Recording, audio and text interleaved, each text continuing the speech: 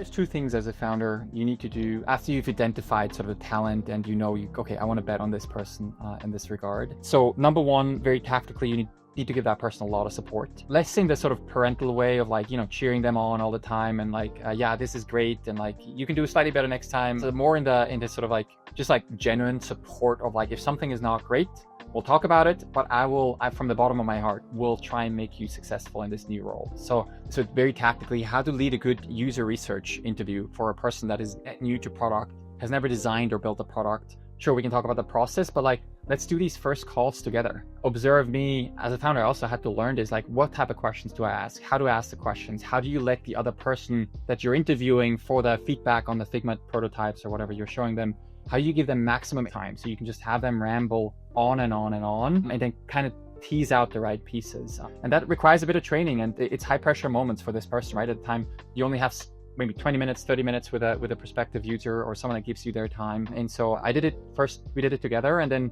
I started taking a back seat, and like whenever it went left or right a little too much, I kind of steered against. But at the end of the day, as a founder, just put in the actual time of doing meetings together, do the training live together.